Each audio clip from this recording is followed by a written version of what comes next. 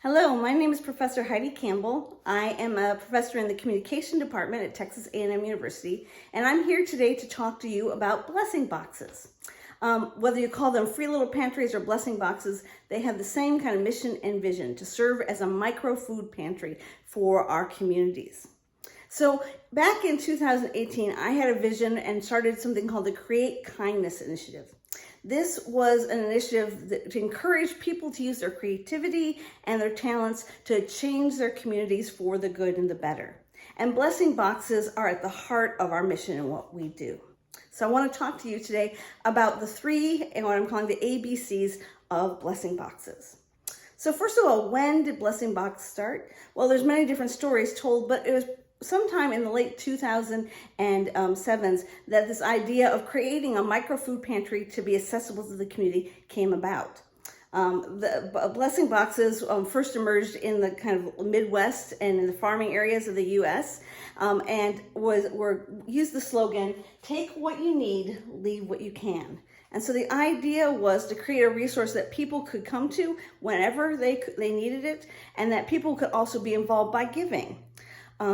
Some people also kind of took a nod from the free little libraries that have been around for about 20 years.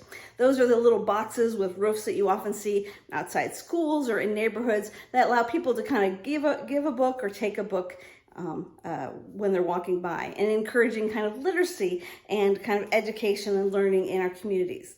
The blessing box is the same kind of thing, about freeing a free resource and accessible. Blessing boxes come in many shapes and sizes. I've seen pictures of them as big as like an old armoire that's been turned into it. Sometimes they'll use recycle like old post boxes or newspaper stands, or in this case, blessing boxes can be small as something like a bread box. So what do you include in a blessing box? Well, here, this is an example. A common thing is just to have accessible non-perishable items. And so the idea is that, especially providing things that people could, if they didn't have a meal that night, could put something together. So I know for me, that's one thing that's really important in my vision, to create something so that someone can grab, a sauce and a pasta, or, the ingredients to make a meal. Being in Texas, it's really important to pick non-perishables that aren't going to melt and stuff. So things like canned soup and vegetables are important. Also, one of the we found in doing some research here in the area that one of the most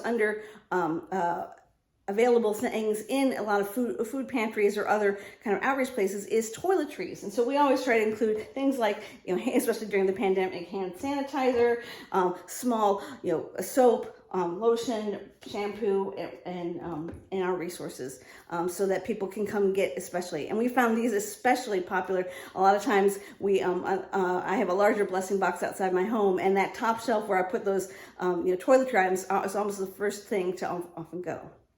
Another unique item in the blessing boxes that the Create Kindness Initiative makes and encourages is these encouragement boxes. And so this encouragement box is basically, we write encouragement notes. And I tell people when I ask them to help me to write these notes, I say, write something that would encourage you, that would be something you would like someone to say to you when you're having a bad day. So these encouraging cards need encouragement, take one. And so we include those with our boxes so that people can leave, notes of encouragement there, and it's for people to pick up. And in fact, we found during certain points in the pandemic over the last few years that actually we went through more cards than even food at sometimes, to kind of reflect the kind of different kind of mood that our community was facing, as well as just kind of the challenges and kind of hopelessness and loneliness that many people felt during this time.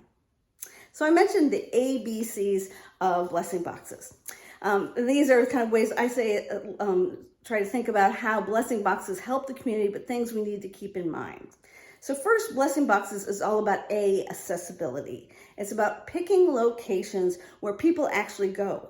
I've had some friends that really wanted to create a blessing box, but they realized maybe their neighborhood wasn't the best spot to set up a blessing box outside their house. So considering, like, where are the places that people in need and that people cross every day? So whether it's in your neighborhood, it could be kind of partnering with a local business and asking them to kind of put a blessing box that you stock outside, but think about where the people are, what are the resources they need, and someplace that's easily accessible 24/7. And this is the key thing about blessing boxes. It's a place where people can go when they need it. And oftentimes I've seen people and heard stories from people saying, hey, I just didn't have enough to get for the family through the week. And so I found this really useful to help us kind of meet, kind of stretch out our food or groceries for the week by getting a few resources from one of the blessing boxes. So a set of blessing boxes should be about giving people access to food freely whenever they are, wherever they are. B stands for balance. And so that is keeping in mind that what we're trying to do is kind of serve as a resource for people, but we're also trying to give them healthy options. So thinking about, trying to think constantly, what do we put in the blessing box? What could be a help for them? For example, one thing I found really early on is that a lot of people were donating to me dried beans or lentils or things like that. And beans obviously are a great source of protein, but I found that not many people would pick them up. And from talking to people, I found out that, nowadays, a lot of people don't know how to cook with dried beans. It's not kind of commonly taught, and even many people aren't used to kind of even just more kind of home grown or traditional cooking. And so I found that when I was given things like that, one thing we could do to create balance is I would kind of pair them maybe with some rice and then leave little recipe cards, or even I created little packs of spices that said, okay, you can take this thing of beans and this is how you can make a vegetarian form of chili. And so kind of providing resources to encourage eating a balanced way and eating in a whole way. And finally, C. The C of blessing boxes is community. These blessing boxes, and in fact, have been a really important point for many people. Knowing that I can go there 24/7 and get my needs met. And especially for some people that maybe have an immediate need, they can't wait till Tuesday till the food pantry is open. Or maybe that they're, again, it's something that came on suddenly. They just need some kind of resources, especially maybe toiletries, and they know it's there. And we found that, especially in the blessing box that's outside our home, a real community is formed. We see a lot of regulars, people that both come regularly to get different food items or toiletry items and encouragement cards, as well as we have several people that regularly come and donate items. And they say that, that being able to give back has been really encouraging for them. And in a little way, they can feel like they're helping their community by just adding stuff to leaving what they can in the blessing box. And we've also had some great opportunities, since the blessing box has been outside our house, to kind of hear the stories of people in our community that are in need and kind of get to know them better and know where they're at, to kind of show them they're valuable and show them that, we care. And hear their stories of, like, was one a young man, Jonathan, who has a young family.